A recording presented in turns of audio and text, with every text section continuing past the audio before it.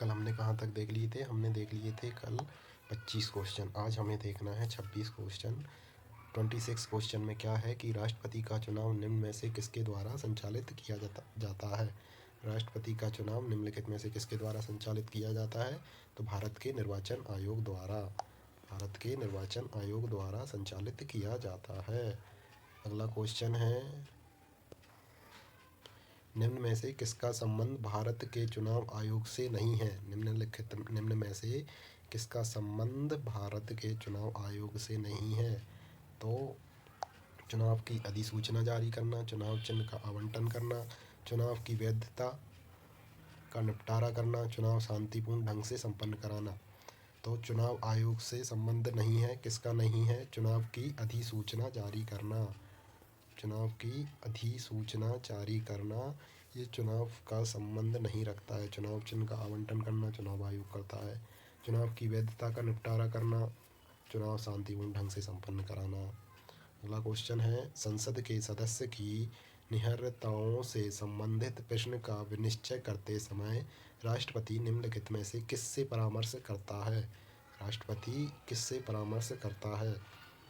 तो राष्ट्रपति निर्वाचन आयोग से परामर्श करता है। संसद के जो सदस्य होते हैं उनकी निहर्ताओं मतलब अर्हताओं के संबंधित प्रश्न का निश्चय करते समय राष्ट्रपति निम्नलिखित में से किससे परामर्श करता है? तो चुनाव आयोग से परामर्श करता है। निम्नलिखित में से कौन चुनाव आयुक्त नहीं रहे हैं? भारत के मुख्य चुनाव आयुक्त नहीं रहे हैं। तो कौन नहीं रहे हैं? बी.एन. झा, पहला ही ऑप्शन सही है इसका। बी.एन. झा नहीं रहे हैं। T N. Seshan, B B. Tandon, B S. Sampath, ये तीनों रहे हैं। नेक्स्ट क्वेश्चन है, निम्न में से कौन सा चुनाव भारत के निर्वाचन आयोग द्वारा संपादित नहीं किया जा सकता है? तो लोकसभा द्वारा, राज्यसभा द्वारा, राष्ट्रपति द्वारा या स्थानीय निकायों के द्वारा। तो निम्न में से कौन सा चुनाव भारत के निर्वाचन आयोग द्वारा संपादित नहीं किया जाता है? तो स्थानीय निकायों के जो चुनाव रहते हैं भारत निर्वाचन आयोग के अंतर्गत नहीं आते हैं। लोकसभा, राज्यसभा और राष्ट्रपति चुनाव आयोग कराता है। लोकसभा के चुनाव, राज्यसभा के चुनाव और राष्ट्रपति के चुनाव। नेक्स्ट क्वेश्चन है, मुख्य चुनाव आयुक्त को पदच्युत किया जा सकता है। मुख्य चुनाव आयुक्त को पदच्युत किया जा सकता है तो कैसे? संसद के दोनों सदनों के 2/3 बहुमत द्वारा, या अगला है उस प्रक्रिया द्वारा जो सर्वोच्च न्यायालय के न्यायाधीश पर लागू होती है। अगला है भारत के मुख्य न्यायाधीश के परामर्श से राष्ट्रपति द्वारा, या मंत्रिपरिषद के परामर्श पर राष्ट्रपति द्वारा। तो इसका आंसर है बी, उस प्रक्रिया द्वारा जो सर्वोच्च न्यायालय के न्यायाधीश पर लागू होती है। ध्यान रखना है इसमें कि सर्वोच्च न्यायालय के मुख्य न्यायाधीश पर लागू होती है, मतलब कि मुख्य शब्द कहीं नहीं मिलता है लिखा हुआ, सर्वोच्च न्यायालय के न्यायाधीश पर लागू होती है, शब्द का वर्णन मिलता है। मुख्य चुनाव आयुक्त को पदच्युत किया जा सकता है तो उस प्रक्रिया द्वारा जो सर्वोच्च न्यायालय के न्यायाधीश पर लागू होती है। अगला क्वेश्चन है, भारत के अन्य निर्वाचन आयुक्तों को किसके द्वारा हटाया जा सकता है? भारत के अन्य निर्वाचन आयुक्तों को किसके द्वारा हटाया जा सकता है? तो पहला ऑप्शन है मुख्य निर्वाचन आयुक्त द्वारा, प्रधानमंत्री द्वारा, मुख्य निर्वाचन आयुक्त के परामर्श पर राष्ट्रपति द्वारा और भारत के मुख्य न्यायाधीश द्वारा। तो इसका आंसर है सी, मुख्य निर्वाचन आयुक्त के परामर्श पर राष्ट्रपति द्वारा। मुख्य निर्वाचन आयुक्त के परामर्श पर राष्ट्रपति के द्वारा हटाया जा सकता है।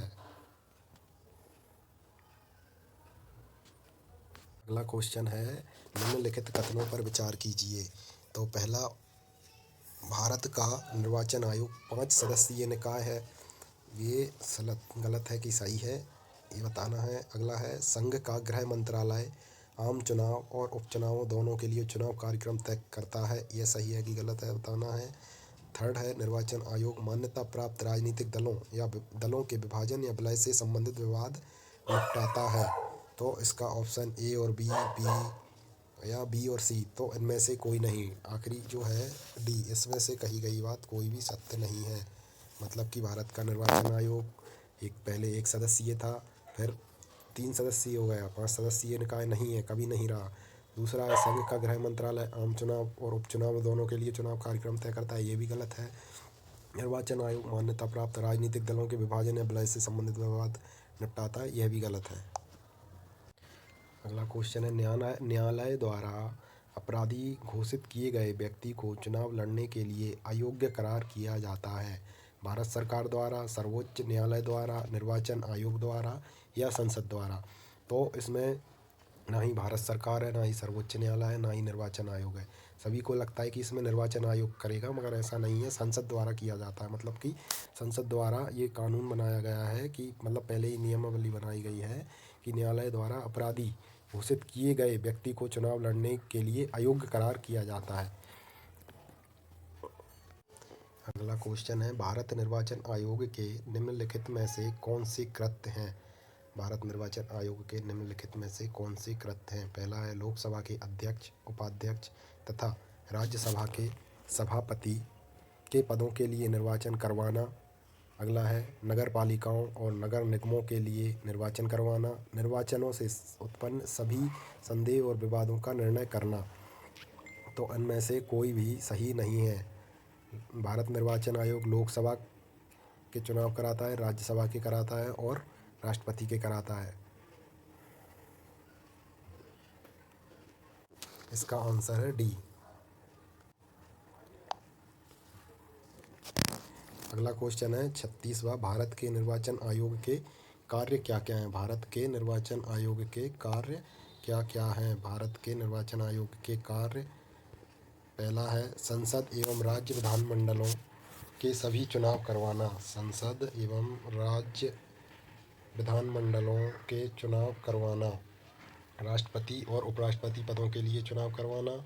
किसी राज्य में स्वतंत्र एवं निष्पक्ष चुनाव के लिए अनुकूल दशा होने पर राष्ट्रपति शासन लगाए जाने की संस्तुति करना। और चौथा है मुख्य निर्वाचन सूचियां तैयार कराने के कार्य का निरीक्षण, निर्देशन एवं नियंत्रण करना। तो निर्वाचन आयोग का यह भी कार्य है, यह भी कार्य है, यह भी कार्य है। मतलब कि संसद एवं राज्य विधानमंडलों के सभी के चुनाव करवाना, राष्ट्रपति, उपराष्ट्रपति, राज्यसभा, विधानसभा, लोकसभा। तो इसका आंसर है 1, 2 और 4। मुख्य निर्वाचन की सूचियां तैयार कराने के कार्य और निरीक्षण कराने का कार्य, निर्देशन एवं नियंत्रण का कार्य। अगला क्वेश्चन है हमारा 37वां कि निम्नलिखित कथनों पर विचार कीजिए। पहला है मुख्य चुनाव आयुक्त और अन्य चुनाव आयुक्तों को समान अधिकार प्राप्त हैं, परंतु मिलने वाले वेतन में असमानता है। अगला है मुख्य चुनाव आयुक्त वही वेतन पाने का हकदार है जितना उच्चतम न्यायालय के न्यायाधीश को दिया जाता है। मुख्य चुनाव आयुक्त को उच्चतम न्यायालय के किसी न्यायाधीश को हटाने के तरीके और कारणों के अतिरिक्त किसी अन्य तरीके और कारण से उसके पद से नहीं हटाया जा सकता। थर्ड क्या है समझना, मुख्य चुनाव आयुक्त को उच्चतम न्यायालय के किसी न्यायाधीश को हटाने के तरीके और कारणों के अतिरिक्त किसी अन्य तरीके और कारण से उसके पद से नहीं हटाया जा सकता। चौथा है चुनाव आयुक्त का कार्यकाल उनके पदभार संभालने की तारीख से 5 वर्ष अथवा उनके 62 वर्ष की आयु प्राप्त कर लेने तक जो भी पहले होता है। इसमें से कौन सा सही है? तो इसमें से सही है कि दूसरा वाला है। पहले तो मुख्य चुनाव आयुक्त को उच्चतम न्यायालय दूसरा वाला है। मुख्य चुनाव आयुक्त वही वेतन पाने का हकदार है जितना उच्चतम न्यायालय के न्यायाधीश को दिया जाता है। सीधा सा मतलब है कि उच्चतम न्यायालय के न्यायाधीश और मुख्य चुनाव आयुक्त का वेतन, सैलरी जो है बराबर होती है। और तीसरा ऑप्शन है कि मुख्य चुनाव आयुक्त का उच्चतम न्यायालय के किसी न्यायाधीश को हटाने के तरीके और कारणों के अतिरिक्त किसी अन्य तरीके और कारण से उसके पद से हटाया नहीं जा सकता है। अगला क्वेश्चन है 38वां क्वेश्चन क्या कहता है कि भारत के निर्वाचन आयोग की शक्तियों एवं कार्यों के संबंध में निम्नलिखित कथनों पर विचार कीजिए। पहला है निर्वाचक नामावली तैयार करना व योग्य मतदाताओं को पंजीकृत करना। दूसरा है राजनीतिक दलों को मान्यता देना एवं चिन्हों को आवंटित करना। अगला है निर्वाचन के समय दलों एवं उम्मीदवार हेतु आचार संहिता तैयार करना। इसका आंसर है डी, 1, 2, 3 तीनों बिल्कुल सही हैं। इसके जो शक्तियाँ एवं कार्य हैं वो क्या क्या हैं? 1, 2, 3 में बताया है कि निर्वाचक नामावली तैयार करना निर्वाचन आयोग का कार्य है। योग्य व मतदाताओं को पंजीकृत करना ये निर्वाचन आयोग का कार्य है। राजनीतिक दलों को मान्यता देना, राजनीतिक पार्टियों को मान्यता देना एवं उनके चिन्हों को आवंटित करना। और थर्ड है निर्वाचन के समय दलों और उम्मीदवारों हेतु आचार संहिता तैयार करना। इसका आंसर है डी, 1, 2, 3 तीनों सही है। 39 क्वेश्चन में क्या है कि भारत के निर्वाचन आयोग के संबंध में निम्नलिखित कथनों पर विचार कीजिए। पहला है अनुच्छेद 324 के तहत संसदीय चुनावों, विधानसभा चुनावों, राष्ट्रपति एवं उपराष्ट्रपति के पदों हेतु चुनावों की देखरेख, निर्देश व नियंत्रण का अधिकार चुनाव आयोग को प्राप्त है। अगला है ये अखिल भारतीय आयोग है। अगला है तीसरा मुख्य चुनाव आयुक्तों एवं अन्य चुनाव आयुक्तों की नियुक्ति राष्ट्रपति करता है। मुख्य चुनाव आयुक्त एवं अन्य चुनाव आयुक्तों की नियुक्ति राष्ट्रपति करता है। चौथा है निर्वाचन आयोग की सलाह पर राष्ट्रपति क्षेत्रीय प्रादेशिक आयुक्तों की नियुक्ति करता है। उपरोक्त में से एक सत्य कथन है। तो उपरोक्त सभी सत्य कथन है कि अनुच्छेद 324 के तहत संसदीय चुनावों, विधानसभा चुनावों, राष्ट्रपति और उपराष्ट्रपति के पदों हेतु चुनावों की देखरेख, निर्देश व नियंत्रण अधिकार किसका है? चुनाव आयोग का। याद रखना संसदीय चुनाव मतलब कि लोकसभा,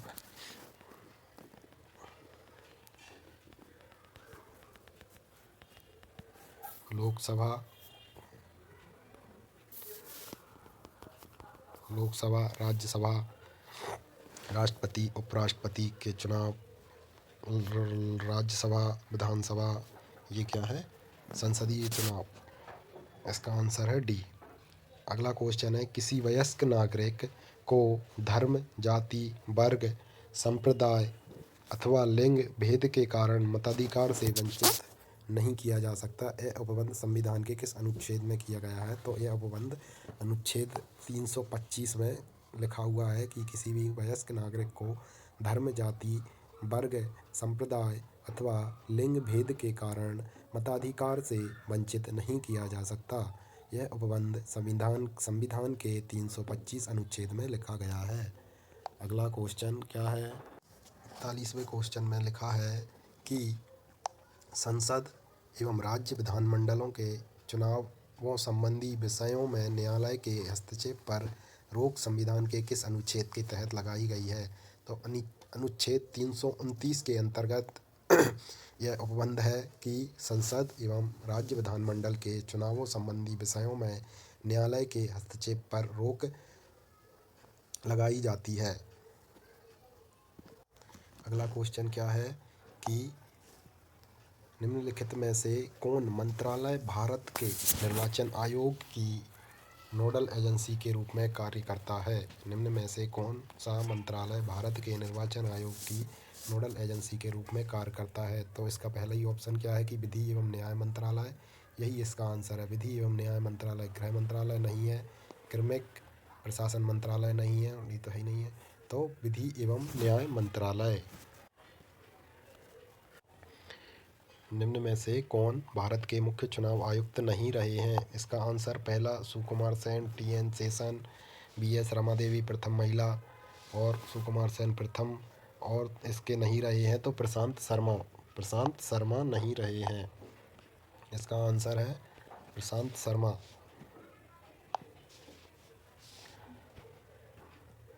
44वां क्वेश्चन है रिंगिंग चुनाव में धांधली, बूथ कैप्चरिंग, हिंसा व अन्य अनियमितता के आधार पर निर्वाचन रद्द करने का अधिकार निम्न में से किसके पास है? तो ये निर्वाचन आयोग के पास है। किसके पास है? किसी भी प्रकार की अनियमितता हो, बूथ कैप्चरिंग पर हिंसा, चुनाव में धांधली, तो चुनाव रद्द करने या निर्वाचन रद्द करने का अधिकार निर्वाचन आयोग के पास है। 45वां क्वेश्चन है भारत का निर्वाचन आयोग निम्न में से किस प्रकार का निकाय है? तो भारत का जो निर्वाचन आयोग है वो एक संवैधानिक निकाय है। अगला क्वेश्चन है जनप्रतिनिधि अधिनियम 1951 के किस अनुच्छेद के तहत संसद द्वारा पारित किया गया था? तो ये अनुच्छेद 327 में कहा गया है कि जो भी अधिनियम, जनप्रतिनिधि अधिनियम 1951 है, वो संविधान के अनुच्छेद 327 में के द्वारा पारित किया गया है। अगला क्वेश्चन है, भारत में निर्वाचन के लिए अभी तक कितने परिसीमन आयोगों का गठन किया जा चुका है? तो 4 परिसीमन आयोगों का गठन किया जा चुका है। अगला क्वेश्चन है, भारतीय संविधान के किस अनुच्छेद में निर्वाचन आयोग का उल्लेख किया गया है? तो ये कहाँ किया गया है? 324 में। अनुच्छेद 324 में भारतीय संविधान के अनुच्छेद 324 में निर्वाचन आयोग का उल्लेख किया गया है। 49वां क्वेश्चन है कि निर्वाचन आयोग का अध्यक्ष कौन होता है? तो मुख्य निर्वाचन आयुक्त होता है। मुख्य निर्वाचन आयोग ही निर्वाचन आयोग का अध्यक्ष होता है, एक आयुक्त होता है, कमिश्नर। 50वां क्वेश्चन है, संविधान के किस संशोधन द्वारा मतदान की आयु 21 वर्ष से घटाकर 18 वर्ष की गई है? तो 60वां संविधान संशोधन 1988।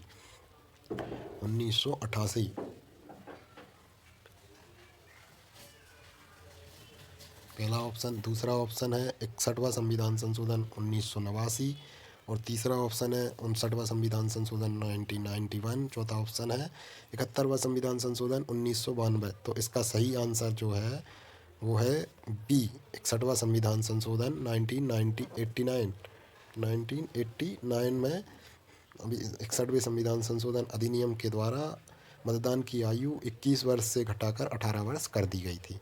तो दोस्तों ये आज 50 क्वेश्चन हो गए हैं। कल देखेंगे हम 51वें क्वेश्चन से और 25 क्वेश्चन फिर कल कंप्लीट करेंगे। ठीक है, इस तरीके से हम बढ़ते हुए जाएंगे, धीरे धीरे 25 क्वेश्चन करते करते जाएंगे।